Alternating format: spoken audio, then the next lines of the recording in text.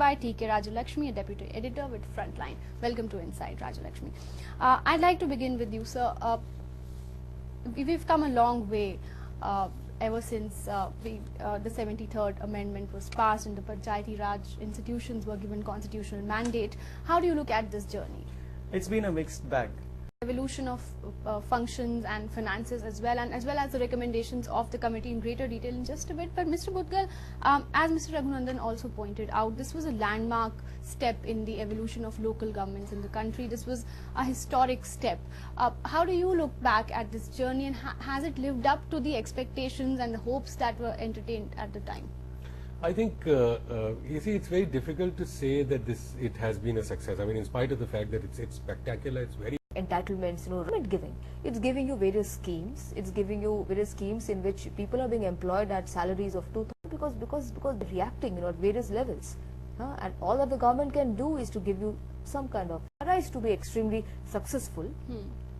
You still have representation, whereas we have this naive belief. Right. And I don't think it's a naive belief. I think it's a conspiracy theory to believe. Well, where does the rot lie then? Where is the problem? Because on the face of it, nobody is opposed to PRIs. No political parties will say we do not want Panchayatiraj institutions. I think the faults will come out. I think the structure of many answer would be that you do good work because you have chances of being re-elected. Okay.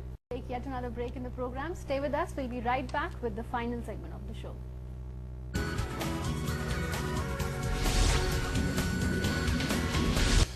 Welcome back to Inside. We are talking about strengthening Panchayatiraj institutions in the country.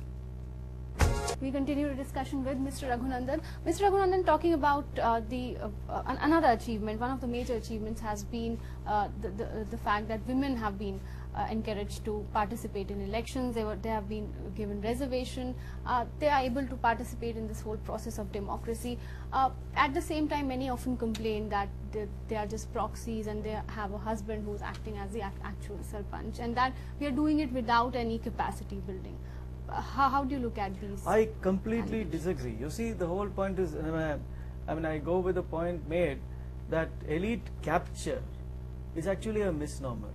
Elites have always led in nascent democracies. I mean, you look at India's freedom struggle were all led by people from Presidency College, Calcutta, and who were Rajalakshmi, how do you look at the role played by PRIs in women empowerment? Yes, see, I'm not. I of course share the optimism of my colleagues, and I feel that that there is no need to be cynical as far as you might have proxy bunches, things like. Mr. Raghunandan, you wanted to say something? No.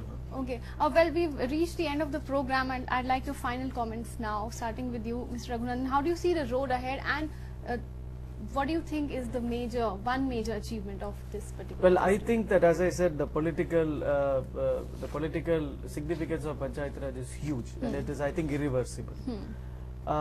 We still have to accepts it and implements it. Mr. Mudgal. My thoughts are, you see, I have also. Experiment is a colossal undertaking, and if it is earnestly taken forward, it has the potential to transform the lives and truly empower the millions of poor in our country. On that note, it's time for me to wrap up this discussion. I'd like to thank all my guests for coming to the studios. It was a pleasure having you all here.